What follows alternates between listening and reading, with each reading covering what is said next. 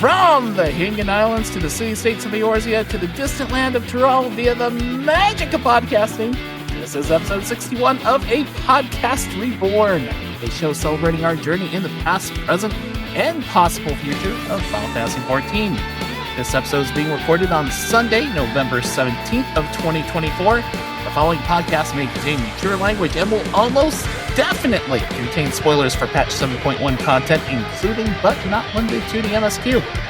My name is Brian Black, otherwise known as Ro, and I don't know about you, but I had the strangest patch release day experience when 7.1 came out.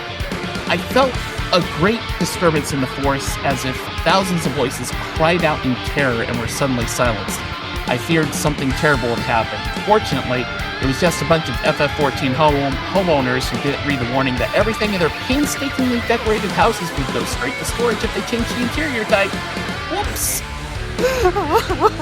If you know, you know, and I am very sorry if that happened to you. Oh, no. With me, as always, are my two wonderful co-hosts.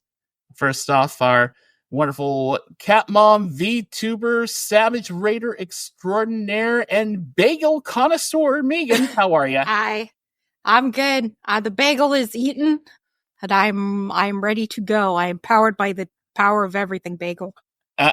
Okay. I was just about to ask what bagel you were eating. You gave the correct answer. The everything bagel is the only answer. Oh my god, I love everything bagels so much that I have like everything bagel seasoning. And I will put that shit on like anything savory. Delicious. It's got everything. Okay? That's all you need to know. Big fan of the everything bagel. And of course, we have our resident old man who's not an old man. He's an alcoholic, blogger, machinist, and someone who is already facing a crisis for the 2025 Waifu Wars because there's just too many Indottrail to choose from. Hi, Brandon. It's true. Also, quick side note, we also have a couple bottles of that everything bagel seasoning, and my family, for some odd reason, has chosen to call it birdseed. I don't know why. But I have a question for you guys. Sure. Have you heard about this big community thing? I don't know if it's like an event or if it's a protest against something, but apparently the idea is that no one is doing hunts for Shadowbringers or Endwalker this month. Mm-hmm. Yeah, I don't really know what the reason is behind it, but the internet can't seem to shut up about No Nut November. Oh my God. That was okay. You know what? I was going to say I had this thing planned for if that joke was really bad. I'm going to have to table my reaction because that was actually pretty good. So you get spared for now, but your ending dad joke better be a good one because I have countermeasures. Oh man, well, I have countermeasures. I'm going to spend this show scouring my list for the best opportunity. So if I'm quiet, that's why Ro threatened me. I have countermeasures, and I will use the power of Skynet to and everything at my power to oh my God, make sure justice is served. Okay, so patch 7.1 has been out. It's been like 6 weeks since we've had a podcast here. We've been in the 7.1 waiting room forever and a day. The three of us not playing a lot of Final Fantasy XIV until the patch came out. Brandon, I know, was playing a little BG3 there. Yep, but my laptop does not have room for both BG3 and FF14, so we have shifted back over to Tyrol, folks. All right. I really need to get a portable hard drive for this thing. What's the over-under on how long it is before you switch back to BG3? I honestly don't know. I mean, the fact is that we got the battle job daily society quests added in this patch, so I'll at least be keeping it around to do that every day until I get more things leveled. Right. So probably a little while. That's one piece of content I have not started yet is the Palo stuff. And I am totally meaning to do it and get completed because who knows what the grand prize for doing all three of the tribe faction, what are they calling them now? Society quests. Tribal society, yeah. Society quests. Who knows what it'll be for the society quests at the end of this time. I will say the Pelu Pelu quests are very, very cozy. Oh. Even though it's funny that you say they're cozy considering they're battle oriented. Yeah, they're very much battle quests, but it's basically like, hey, let's set up a travel agency. The limited amount of things you have to fight are things to make guests a little more safe. That's about it. At least so far. That's all I've had to do. Okay. Fair enough. All right. So you've been doing some of that stuff. Meagan, I know you've at least done the MSQ. But before we jump into that, is there any other content that you've touched? The Alliance raid, but I skipped the cutscenes because my raid group really wanted to do it, and I thought they said we were going to have time to like do the quests before like we started, but then they lied to me and they were rushing me. So I have no clue what the hell is going on. There's a girl with giant hands, and then she doesn't have giant hands, and then there's I don't know. Okay, if I recall, both of you did not play Final Fantasy XI, right? That is correct. Okay. The girl who, when you fight her, has giant hands, which, by the way, in Final Fantasy XI, she never has giant hands. It's that's kind of a weird thing. The girl is essentially the main character of the second expansion for Final Fantasy XI, Chains of Promathia. People I would say Chains of Promathia is kind of like Final Fantasy XI's Wrath of the Lich King. Okay. But yeah, she's basically one of the main characters for that. There's a few primary characters, but she's like the primary character for that one. So, definitely probably a fan favorite as far as NPC characters go. Cool. But yeah, it seems. Well, I guess I'll let you check out the cutscenes. I will say that the plot for the Alliance questline, it's definitely not anything that I'm recognizing like they're pulling from something from Final Fantasy XI. It's like they are and they aren't. It's weird. It almost feels like this Alliance raid. Part of me wants to feel like it's, canon and stuff, and it is, because it definitely involves some characters that had some tie with earlier content. Oh, wait a minute. Okay, for one thing, spoilers for the Alliance raid. You skipped all the cutscenes, right? Just the first ones. I haven't finished up the ending ones.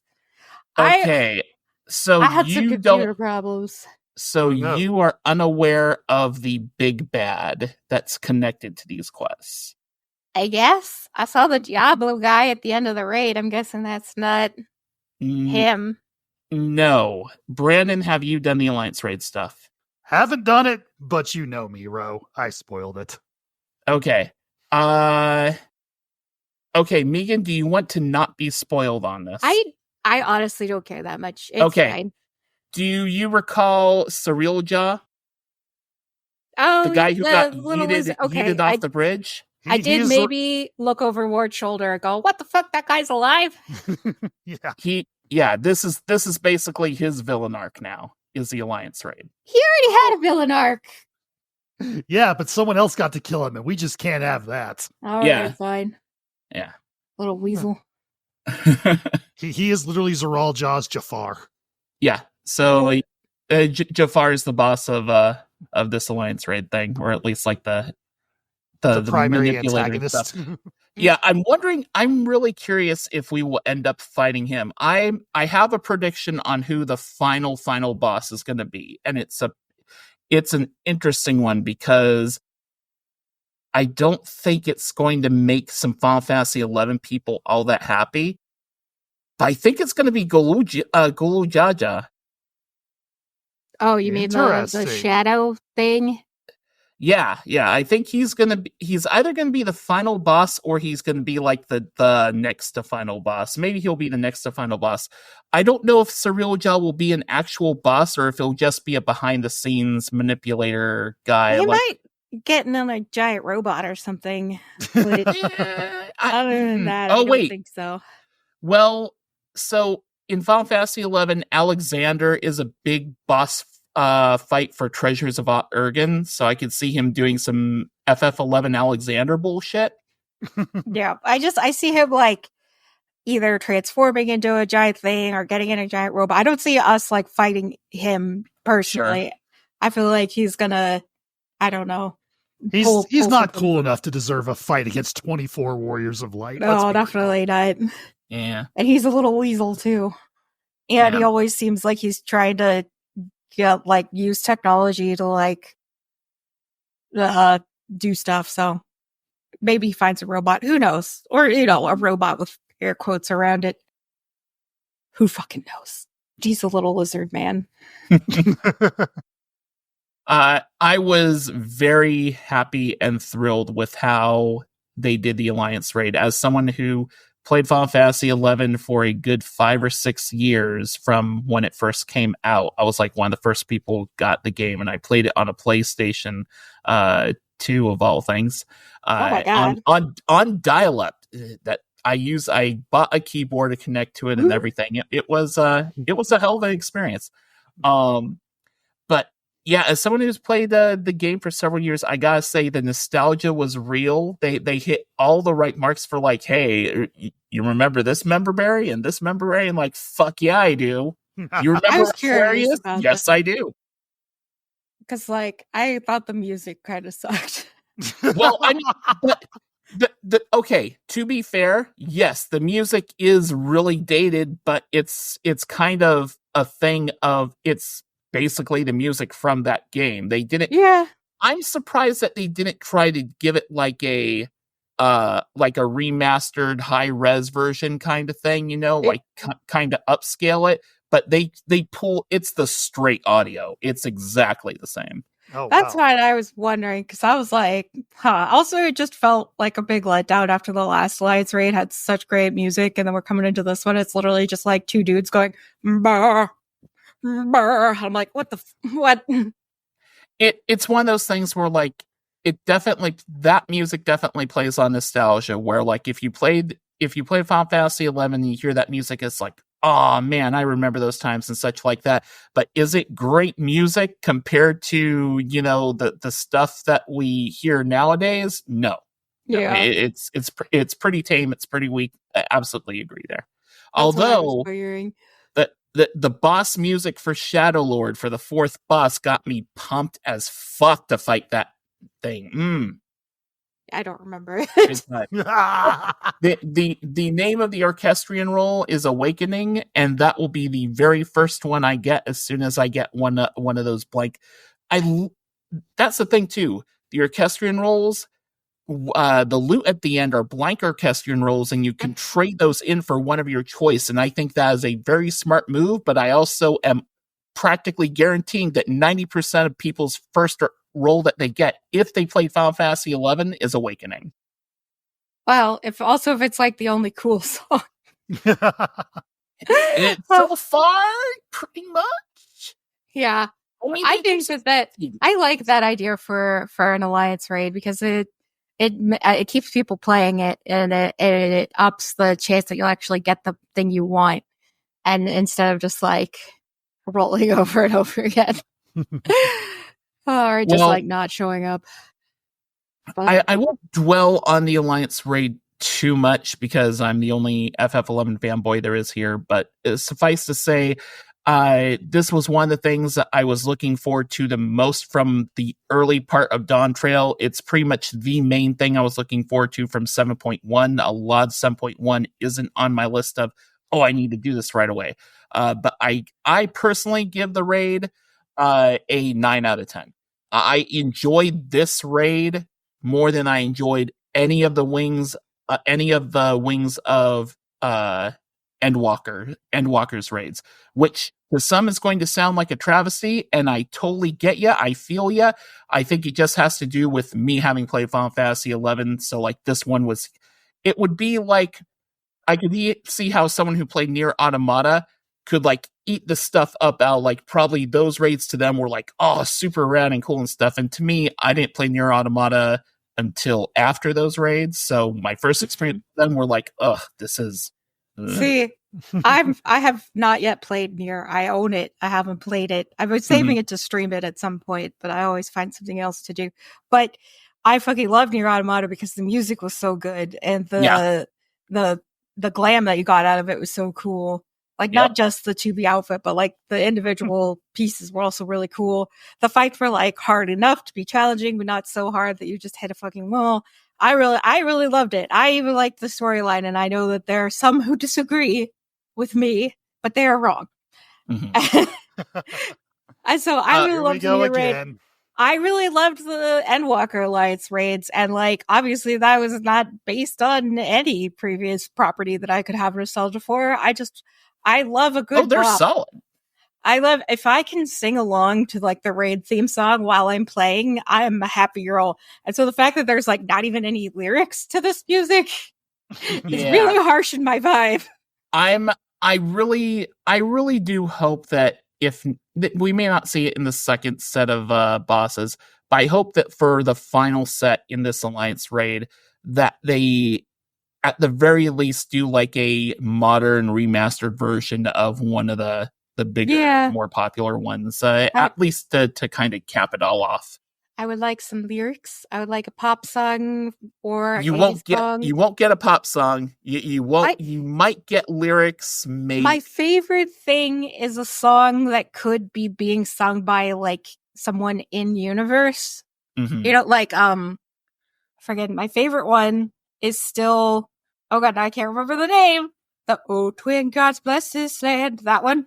Oh, because that literally is like a prayer to Nalthal, and like you could imagine people singing it in Ul'dah or like in the temple or whatever, and it's so cool and it's so hype, and it's also like, oh, I can remember this is like world building and lore, like how people worship these gods, and it's very cool. That's my favorite kind. My second favorite kind is just like lol pop song, which I think the 8-player raid is going to be your place for that this time. Yeah, I think the main reason that we didn't get that for the Alliance raid is we spent the entire budget on Honey Be Lovely. Yeah, well, yes. I have let Honey Bee drill into my fucking brain. So like I haven't streamed for a while, and part of me is like, is it because I boiled my soup too hard with my like 12 hours of Honey Be Lovely stream, wherein I was drawing a redesign of Honey Be Lovely's outfit, and I was listening to like the 10-hour remix of Honey Be Lovely and just like letting it keep going. So I've listened to it so much, and I know it so well. Oh my God.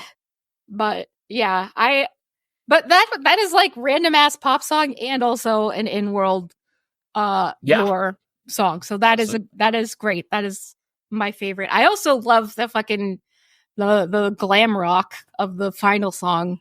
Oh yeah, that one's fantastic. That's so cool. And I also love that Black Cat's theme takes like motifs from it, but it isn't like completely built up because like that's her little sister.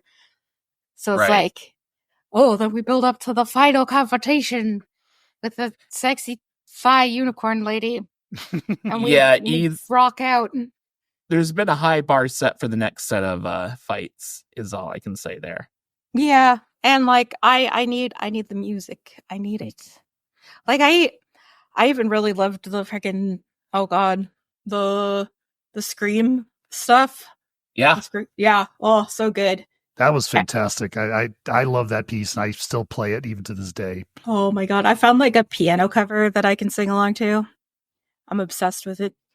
But yeah, like I'm a very melodic person. I like to sing things. I like to sing along to stuff. I like to do karaoke. I like to do covers. And so being in a raid where there's just like nothing, I'm like, oh. Yeah, I hate to say it, but Final Fantasy XI raid will not do that for you. Yeah. It's like they have to strike a balance between, having it modernized enough and also being able to hit that nostalgia bone for people who played FF11. And I suspect it's not going to give you what you're looking for. Yeah. And I say that having never touched Final Fantasy XI, having no idea what the music is like. And Brandon, all I can say is when you finally do play it, have fun with the Archangels fight.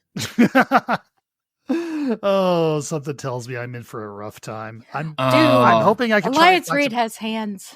Like, my raid team went and did it together, and we were the worst alliance in the raid. We were just constantly eating shit. We're like, guys, we're better than this. I'm like, are we? Honestly, if it's not near as bad as frickin' Strayborough Deadwalk, I'll be okay. If it's that level of annoying, I'm going to do it once for the story and never touch it. The third fight, which is the Archangels fight, I think is the most annoying. It is the most challenging, and for people going in blind, the most challenging and most annoying. Now that it's been out for a week and there's videos out for it and stuff like that, I'm sure the second week is going to be much better. Which one's the dragon?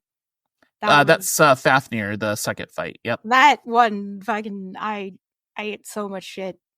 And it took a little bit to figure out the tells and stuff. The dragon breath one threw me off when it decided to do a donut. Yeah, that wasn't the part that got me. It was all the lines, the circles, and you cannot stand still for 1 single second. And I'm like, yeah, I'm never going back, Picto. Fuck this. I was like, how do they keep having these fights where you basically cannot stop moving and expect anyone to play a casting job besides Summoner? I know, it's ridiculous. And now you know why I keep playing Summoner instead of playing Red Major Picto. There's a reason I'm a machinist main, and it's because I am stupid when it comes to boss fights. I can't DPS and move, I don't want to play it. I decided to go back to Picto for the dungeon for the MSQ, and that last goddamn boss fight, I could not do fucking anything. Oh my god! I can imagine all the running on that one is crazy. When there's the hole and you have to run around the edge constantly, yep. Fuck. I had nothing. To say I dropped that thing without once falling into the pit, which is I normally not. Did not fall into the pit. I did get killed by the grounds, whatever was chasing us, because I had not immediately taken off and sprinted. I had let a calf. If you don't sprint 2 seconds before that thing starts, you're in trouble. Yep. It was. I did not enjoy it. But, I actually really like that, aside from the fact that the end boss gave me nightmares. True. Well, we dropped us into a freaking horror game. I was like, good job, please no. Why can we not bring the baby into the dead space? Did you guys see the fucking body bag hallway? Yeah. Oh my god. Yeah. There's blood on all the walls and the floors, and it's like, number one, how long has this blood been here? Number two, how did it get so high up? Number three, what happened to the thing that killed all the people? Because I don't think it's the rabbit man that we beat up at the end. It probably is. I mean, that there was that crazy doctor guy. And I guess there were we killed all the, just we were literally just dropped into Resident Evil. And little Galul Josh was trips along behind us. I'm like, oh no. And it's we're here to try to find out what happened to his mommy. And I'm like, it's not good. She's one of these stains. I'm sorry. I don't. Speaking of, since now we're kind of diving into MSQ here, Meagan, I'm gonna let you answer this. Get first crack at this. What is your opinion of Galujah's mom, the baby mom, baby mama?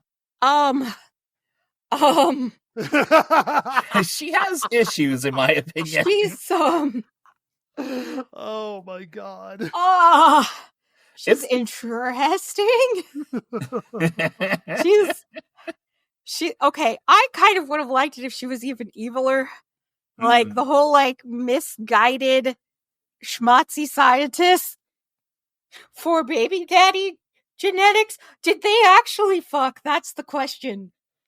That's what I have to know. Did they actually fuck, or was it I would like to have you I just stand in this machine right here and put this tube right here, and then there we go. That's a really great question, because they were definitely at a facility where she didn't necessarily have to bang him. She said she wanted he said he would give her her heart's desire. Was the heart's desire like a one night woo woo? Or was her heart's desire, I would like your genetic material, sir? And if it was just your genetic material, sir, I feel like she's even more delusional to be like, we're going to be a happy family. And if, but if it was like I would like you to bend me over this desk. And he was like, what? Okay, I guess. I don't know. Zeralda just feels so like Ace to me. Like he just has no interest in that at all. And like, oh my God. And he freaked out at the fact that she made a baby. And so I feel like they must not have banged, because if they banged, I feel like he would know there was a possibility. Unless she was like, don't worry, baby, I'm on that etheric birth control or something. You know what? I never thought about that. The reaction does kind of come across as someone who like is totally shocked that a baby could even exist. Yeah. What is this? A tiny mamulja? I've never seen such a thing. How could you do this? Like, oh no, did nobody explain? Does he not know how make baby? Was he like... No, he doesn't, because the only time he's ever been around babies, they just showed up. Oh God, it's true. And remember, it's true. He doesn't know. He was the miracle. Yeah, like, I wonder, did his mom like die in childbirth or something, or like die tragically when he was very young? Because we never see Mrs. the Dawn Servant. So God, I hate to say this, but have you seen how big Galul Cha is? Oh God. Maybe she didn't survive the experience. Okay, oh God. So okay, I'm done. So maybe Galulja did have to give a sample to be used to make baby, and so he just thinks he doesn't know what sex. Maybe Galulja could not have sex because he's so big, and so he never taught Zeralja about sex because like that's awkward, and I don't know, he just wasn't thinking about it, and he kept just like adopting babies, so nobody taught him where baby come from. And welcome to a podcast reborn. Did you expect this conversation? You should have. Look, this is not coming out of nowhere. Final Fantasy dropped this in our fucking laps, all right? No. Here's the thing: when I ran into this bit of content doing the MSQ, I'm like, I know what's going to take 10 to 15 minutes of our time this episode, and it's this. That's an underestimation, sir. This is like, I'm way more like confused and like curious about this than anything to do with Evil Speed. Like, oh my God. I am just like, I was so sure that Galulja was a little test tube baby, you know, like he must be a clone. And the fact that we're going into this facility and there's like people in test tubes and they're like, ooh, evil schmatzy experiments and blah, blah, blah. I'm like, yep, he's a clone. And then I was like, oh, look, it's, what's her, Zariel? Was Tilioja? Was that it? Yeah, I think the name's Tilioja. Is it close to that? Tilioja. And then, like, we just suddenly get an echo of a female Mamulja. And I was like, oh, no. This is even less ethical. Oh, God. What happened? And then everything I learned just made it worse. And I was like, oh, fuck. What the hell? And, like, we're listening to the audio recordings. I'm like, should we listen to these first before we let the literal child listen to these? Right? Like, what? And he's like, they were both so lonely. I'm like, you sweet summer child. That's another thing, too. Like, when Warrior of Light when we have the Echo vision after killing the third boss, I'm like, is that something you necessarily tell that kid right away? I'm just like, guys, okay, look, I know that we don't have therapy in Eorzea, but this kid, how is he so well adjusted? Jesus Christ. Like, his parentage both clearly were not very balanced. So genetically, he's predisposed to, let's just say some, oh God, not side effects, not conditions, like, you know, some ways of thought, some processes of thinking, you know. Sir Otis just did that damn good a job, apparently. It must be Sir Otis. Between Otis and the fact that he's been hanging around Oblivion, most of whom seem fairly well adjusted, maybe? And I'm just like, can we not undo all of that? Can we? I'm just like, Gulja, let's just take from this that you were wanted and loved by at least one of your parents, and let's just not discuss anything else about this whole situation. Oh, Jesus Christ. Oh, God. And it's like, how old was Gulja when the facility collapsed? Because he has no memory, but he had to at least have been able to, like, get up and wander out of the facility and, like, get out onto the plains where they found him. Or, like, did she hide him out on the plains and then Otis found him? That's probably the more likely scenario. Yeah. Oh, my God. I'm like, do we really need a like obsessive stalker mom who it's not blackmail, but I really feel like they couldn't have fucked. Like or that Zeralda just had no idea that fucking McBaby, you know? I feel like they purposefully leave it vague. Oh. So that's up to our interpretation of whether they actually banged or not. And I'm also just like, how Mamulja make baby? Because lay egg. Make fuck, make baby? Lay egg, put sperm on egg? Is this lizard anatomy we're going with? Snakies? Snakies fuck. Snakies make a whole little fuck ball. Snakies got dicks. Note to self, episode title, The Lizards and the Bees. I'm so like, how does it work? Because they clearly don't have, males do not have external genitals, okay? It's very flat down there. Yeah. So that makes me think that it's snaky, because snakies don't have external genitals either. They have a little flap that opens up and thingies come out. Right. So, but the females get like egg pregnant and then they lay the eggs and then the eggs, yeah? Like that's how snakes work. I'm not super. Look, I'm not that deep into hentai that I know that the fucking procreation methods of every animal on Earth. I do know the two dicks thing though, because that's funny as hell. And I have no more words to contribute to this conversation. I'm sitting here going, how much further down this rabbit hole is she going to take us? Look, just wait. I will say I refuse to draw hentai of it because I find it unethical. That's your line, huh? That's the line you won't cross. Line. Okay. I say there are people who are like, I'm like, okay, yeah, sure, go for it. There are people I'm like, I don't know about that. And it's hilariously usually the ones that canonically we know fuck. I'm like, I don't know about that. The ones that we don't. I'm like, your response should be with Talilja just holding a syringe, you know? Oh my God. Yeah. No boobies, so they don't breastfeed. All right, which I'm actually glad about because, like, so often, like, the fucking the snitties, the snake titties, like, fantasy media loves to slap a pair of tits on a snake woman, and I'm really glad that they didn't do that. And I feel like they thought this through because they knew there were going to be egg layers. So they were like, but, oh my God, like, how does it work? What do the babies need? I'm sorry. I would say you see me and when a lizard and when a male lizard and a female lizard love each other very much. But the thing is, it's absolutely not no this love. Time. So. Okay. Not in this instance. Okay. Do you know how chameleons lay eggs?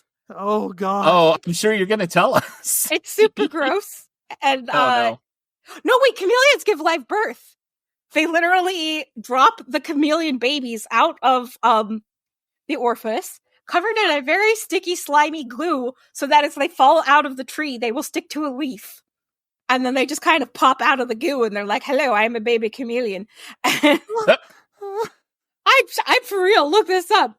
I saw it on TikTok. I like animals, okay? I like watching animals. I need to set something up here because otherwise the comment won't make any sense. We're starting the cleanup process for getting this house ready to host people for Thanksgiving. Mm-hmm. And one of the tasks we were doing earlier was cleaning out the gecko's enclosure. So tell them about the gecko. They might not know. We put her in this little travel container, and my wife said, "Hey, do you want to, mind keeping an eye on her while you do some work down in your office?" I'm like, no, bring her on down. And I'm really, really glad her enclosure is clean and she's home now because I don't want her anywhere near the vicinity of this conversation. Poor little Junior. Okay, but she's not a chameleon. Do geckos lay eggs? Yes, actually. Okay. That much I do know because we find them all the time. Oh God! She's like, you have a chicken.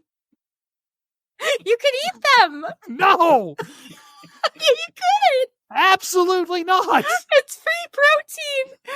It's sustainable. To be honest, most of the time she eats them, but let's not go there. Oh, she's just recycling. Yes. Oh my God. Wow. All right. Okay, I'm sorry. It's like it's burrowed fine. deep into my brain. Like I said, when I got to this part of the MSQ, I knew a healthy amount of time would be spent on this relationship, or lack thereof, really. Yeah. This somehow coupling. It's like everything to do with Zeralja just gets more and more fucked up as we go. And I'm like, oh my God. Like, you did some horrible fucking shit, but like, what the hell was going on? But also, like, he had a Hitler. The guy that's doing the experiments just looks like Hitler. Like, straight up. And I was like, oh no, he's got a Hitler. Question. Do you guys do the thing I always do whenever there's new MSQ where you talk to all the NPCs that are like around before you talk to the person who will progress the quest? Fairly often, yeah, not always, but okay. At some point during this MSQ, you can talk to Wook Lamont, and she says, for all his faults and all the terrible things he's done, he was a very good brother to me when I was younger. And I'm like, ow! At this point, I don't see it. The only time I talked to Wook Lamont was when we were like in the facility, and she was like, "These experiments are making me angry." I'm like, "Yeah, you're like." That's the most reasonable response anybody had. I remember Alphino was like, I can't believe people volunteered for this. And I'm like, Alphino, you sweet summer child. Do you really think Zeralja waited around for volunteers? Yeah. No. I have a small complaint. What? And it kind of carries over from like other Dawn Trail stuff. The Scions are getting unnecessary screen time where not much is being done with them, and they are just there. Yeah, I feel like we could just have Kryl. Like, Kryl would have been fine. Do you know why that is, Ro? Because who else are they going to put in the duty support dungeons with us if they're not around? It's true. They've got to be there to help us do dungeons if we can't find a party. I mean, you're not wrong, and I guess by having characters we recognize, I mean, sure, yeah, I guess, but if they really wanted to, they could just have Wook Lamont could have a couple of her guard or whatever with her or something. I don't know. Yeah, it should be like Wook Lamont and like Kona. Or we've met a lot of people. Yeah, or you create an opportunity to introduce a new character or two. So that they're not always going to the same well all the time. I don't know. I felt like it was. I don't know. The use of the Scions to me in this expansion has been questionable. That being said, I almost had a fit. Like I was playing this with Zim. We were playing the MSQ together, and at one point, Y'shtola shows up. She's like, she shows up, and 30 seconds later, swear to God, she walks out, and I'm like, are you fucking kidding me? Look, we just needed to know what was that for? She was checking in, and that she was going off to have a slumber party with her freaking lady friend. I was going to say, and what's worse, when she leaves, she takes the best part of the Oblivion NPC roster with her. That's hentai I approve of.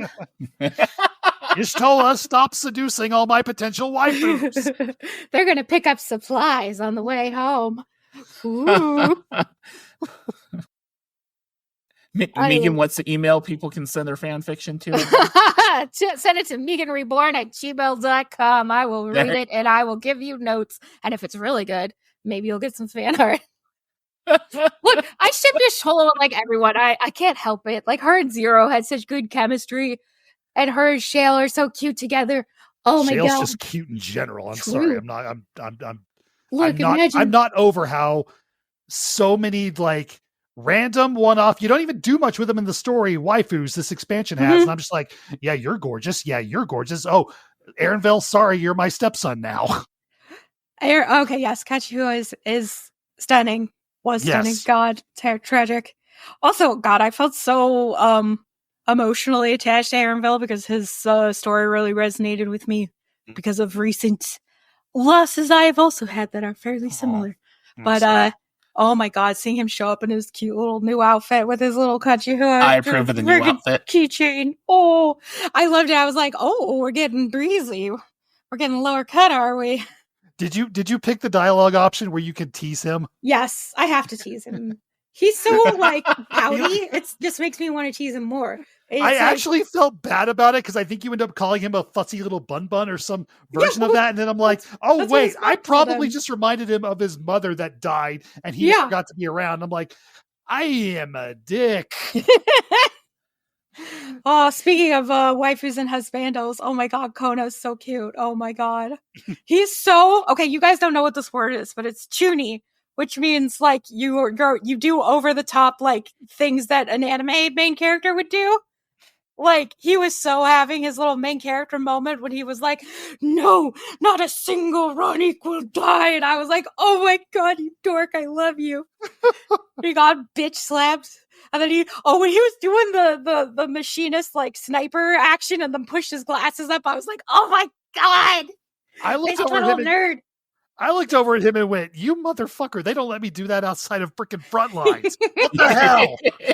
Oh, it was so funny. I love that whole thing. And it's like, yeah, that was a very silly diversion. And like, it could have felt like, this is dumb. Why are we doing this? But I loved it. It was so cute. And I loved the world building. I loved getting to see Kona and Mama T hanging out, being siblings, and seeing sweet little Kona learning about, like, my parents did not abandon me. Just seeing Kona walk up with the Ronik, like the animal that's like very special to his people, and then him get the little happy cat ears. Oh my god. Oh my god. I love this boy. He's so cute. I did think that like that section of the MSQ and all the stuff with, Guluja's mom stuff, I thought that all of that was decent, okay. But like when we're getting to near the end of the train thing, I remember the thought in my head was like, all right, this stuff is cool, but where is this going? What are we doing? What is this setting up? Because I'm like, okay, is this setting up we're going to find Galuja's mom, or she's going to be possessing some sort of Tural Vidral or something like that? And then you get to the last quest, and it's when the last quest is accepted and it's Crossroads, and I'm like, okay, so we're at the end of this. Where are we going? And I still had no clue. Oh my god. Every time me and Word would like rock up to something, I'd be like, it's time for diplomacy. Like, we're just going around solving problems. We're just getting to know people, regular shit. I'm cool with it. Like, considering how fucking over the top the end of 7.0 MSQ was, I was glad for a breather. And I was also really glad to be like, let's see how things are actually going, because that was my biggest question at the end of the 7.0 MSQ, was like, how the fuck are the Alexandrians going to deal with any of this? How are they going to be reincorporated into society? How is day-to-day life going to keep going? And like, getting to see so much of that, I was like, yeah. And the answer is existential horror. I know. I'm like, and I'm also like really annoyed where I'm like, guys, you guys have been dealing with death your entire lives. You can't take them aside and be like, I know that Wuklamad tried the like they live in your heart thing, but she needed to be like, look, remembering them is hard, but we do that for them. We do that as an expression of love for the people that we lost so that they can live in our hearts. And it's like, yeah, I know you can't physically see them, but if you close your eyes, you can remember them. And I know it's not as good, and I know it hurts that they're gone, but remembering them is a way to honor them, is a way to keep them their memory alive. And they won't truly be gone as long as you still remember them. And she was just like, hey, yeah, the Yakuza say you're not really dead if people remember you. I'm like, that's a terrible way to explain it. I'm like, tee. I don't think she has the emotional intelligence to quite pull that off yet. I know. We need like Kryl to get in there. Of course, we that can't would, do you know anything what? with it. That would have been an Alice thing. Alice would have killed that. That's true. Alice, get in there. You've learned so much. You've grown so much. You've seen so much death and sadness. You can help these people. Let's set up a fucking. We need therapy. We need like a 1-800 call Alice line. We're just like, and of course, which character in the entirety of the game has dealt with this more than anybody? That would be us. But True. We can't chime in and say anything because silent protagonist. Well, we occasionally get to say like one of three things. Yeah. Now we've been upgraded. It's incredibly frustrating to be like restricted by the game medium. The artistic medium rather. Yeah. Or just like the media of the media. No, it is the media. The media is the message. No, wait. What is it called? The format. I'm not sure. I thought it was the medium. The medium, yes, that's it. The medium of video games. Yeah. Yeah.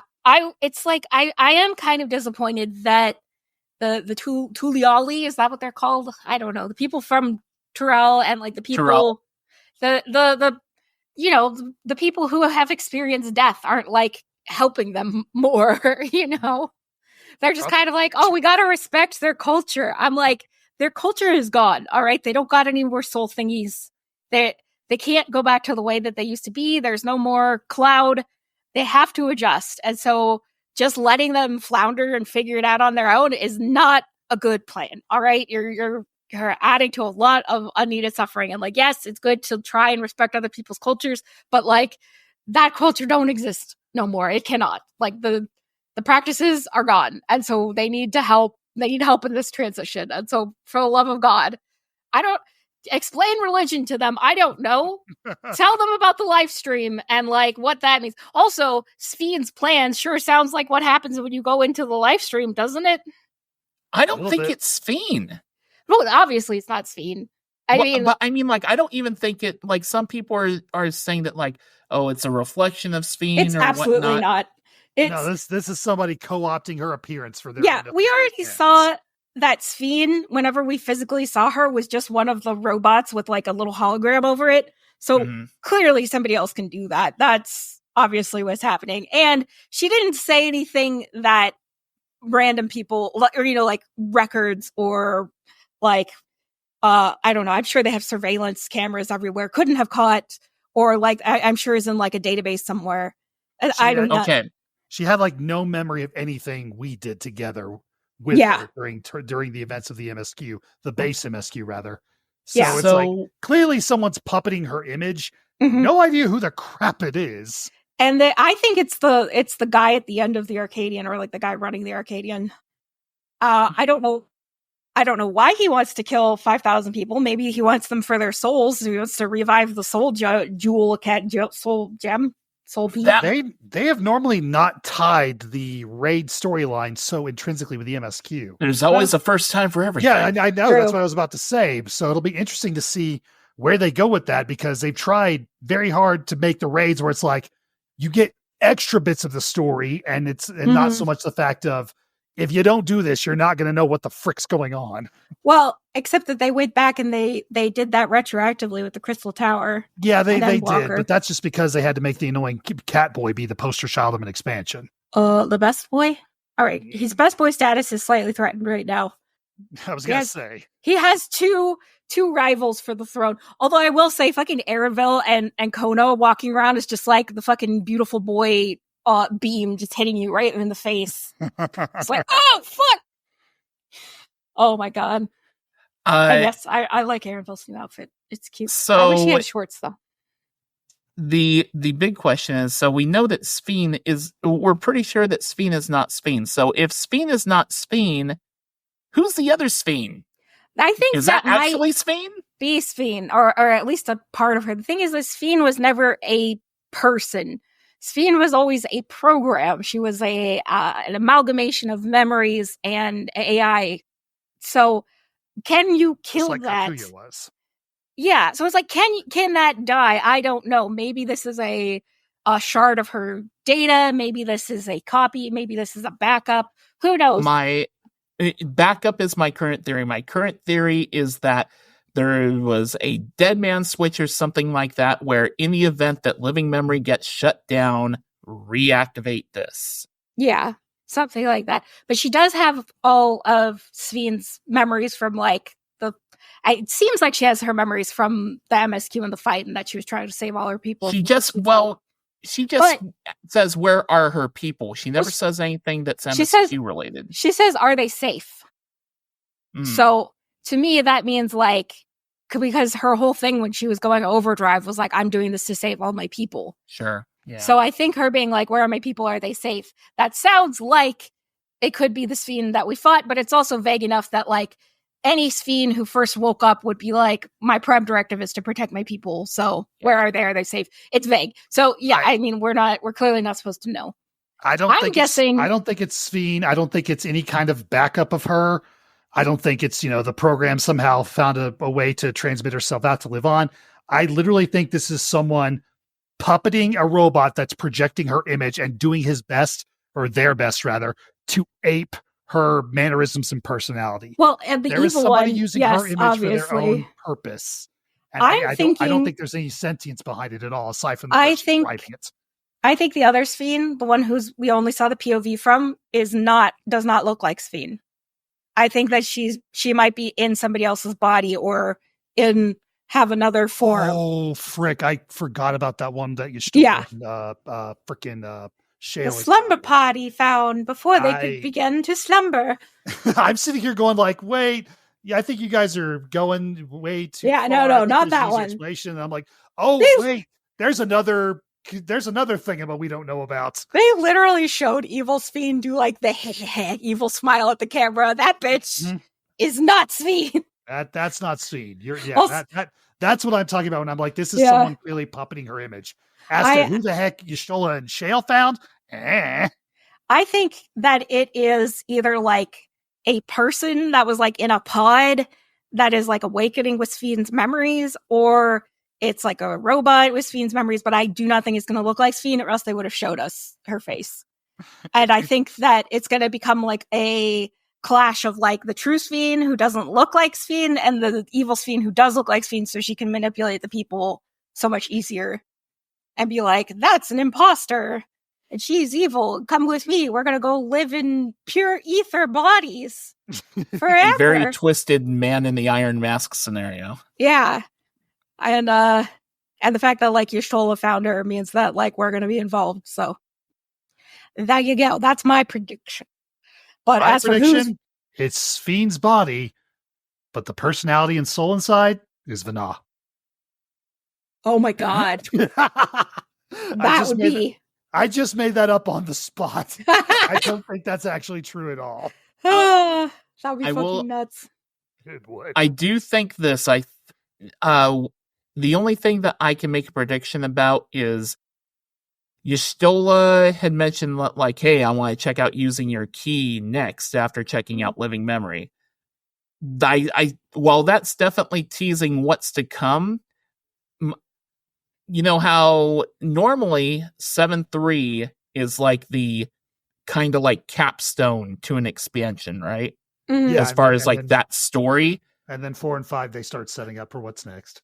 I think that 7.2 this time might be the capstone, and that 7.3 is Y'shtola and you begin messing with the key and start the chain of events that leads to the next expansion. Ooh. It's entirely possible. Although it's also possible that, they just start doing Also, that. are we going to have a trial series, and will it be incorporated into the MSQ? Inquiring minds want to know. I also want to know. Was the 0.1 patch the start of a trial? Did the 0.1 patch in Endwalker have a trial? I don't remember. Was 0.1 Barbaricha or was that 0.2? I think that's what I'm wondering. I don't know, but I'm not. Debuted. Wasn't it Fire Guy first? No, Barbaricha was for trials. It was Barbaricha, then Fire Guy, then Golbez, then Zeramus. Oh my God. Yeah, I don't remember. Okay, Right. now I need to look up Barbaricha. I'm looking it up. Yep, she was in 6.2. Okay. So yeah, so we're almost for sure going to, if they follow their same patterns, we're going to have a trial in 7.2. Will it be tied to the MSQ or not is the question. I hope so. That is always how it should be, in my opinion. Because it's always like we're beefing with somebody, and if we don't have a trial, then we can't punch them directly in the face. Yeah. Batch 6.2 trial, Sphinx Redux.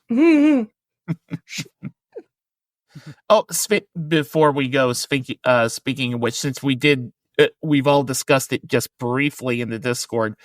For those who aren't in the know, if you do the Sphinx fight, the dialogue has been changed, specifically when Wooklamot comes in and like tries to convince Sphinx like talk to me and stuff like that. So the whole part where Wooklamot says Sphinx is gone. I like that, goddammit. But I like the change. Here's the thing.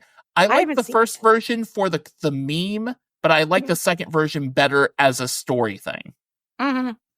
Well, me and Ward's raid are going to try to do Sphinx Extreme tonight, so we will see how that goes.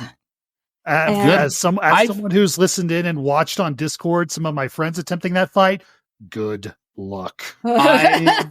I spent the better part of 2 days, maybe 3, no, 2 days, watching Garrett and Kyle, the guys at Grinding Gear, work on Sphinx Extreme, and they were like going into this blind. It's their first, current content extreme that they're going into blind, and oh my gosh, that fight is something else. Apparently, like the extra phase at the end is pretty rough. Well, my raid has a hilarious track record of being able to beat the trial extremes and then just absolutely biffing it on the actual raids. I really hope it goes well. I'm looking forward to actually doing some fun, challenging raid content again. Even though our performance on the Alliance raid is not great.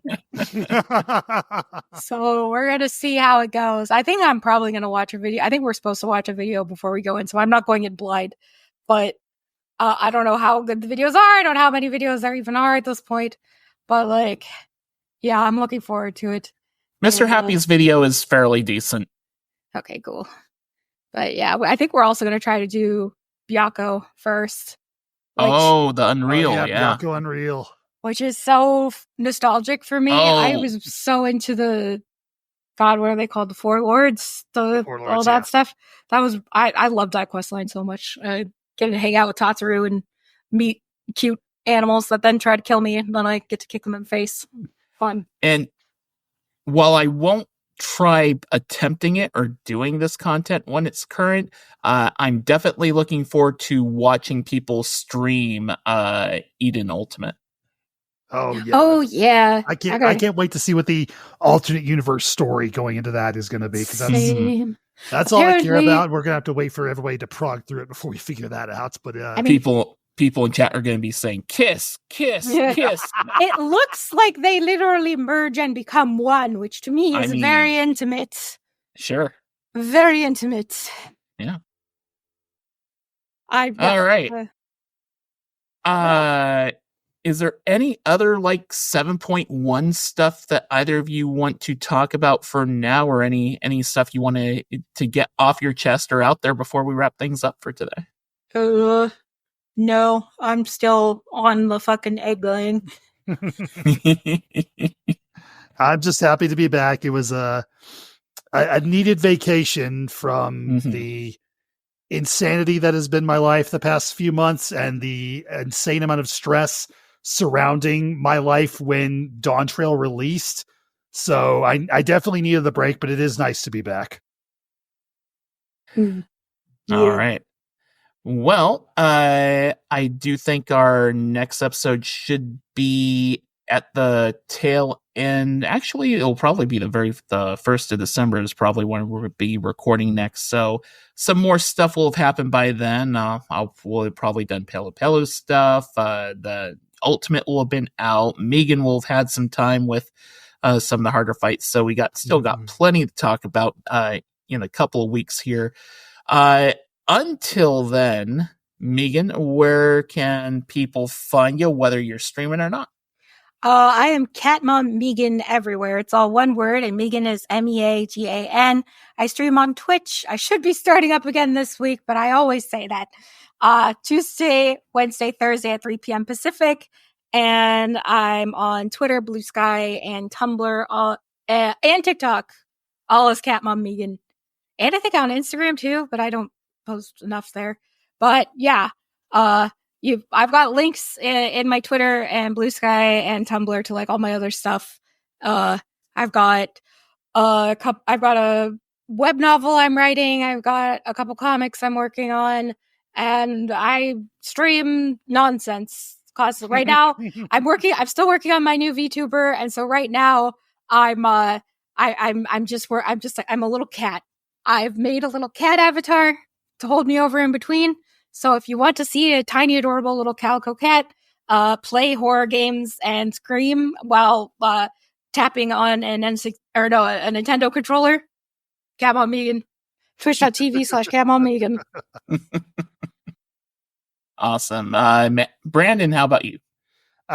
Best place to find me is either Blue Sky or Instagram, where I am the BMAT, THEBMATT. You can try to follow me on Twitter if you want, but don't know how long that thing's going to last. Yeah. I actually closed my account. Well, not closed my account, but I locked it, and I'm done being on there. I don't do anything except post when I'm streaming. Like I'm waffling between just like purging my account or keeping it around with all my tweets deleted, just because I don't want anybody taking my name on there to do stupid crap. So haven't really made a decision on that front. You can also catch my blog if you're so interested in reading about what has mostly evolved into nothing but D&D nonsense at yourquestlog.wordpress.com. I actually had a moment with that thing the other day. I was trying to look up something for Pathfinder. I was trying to look up all the changes to one of the classes in one of their books that came out. So I looked that up, and the first, 3 things that came up in the search results were like 2 different groups of Reddit threads and then a group of YouTube videos, none of which had the actual answers I was looking for. The very next link was my blog post talking about my favorite changes in said book. And I'm like, what the hell? Why is this on the front page Google result for this stupid question?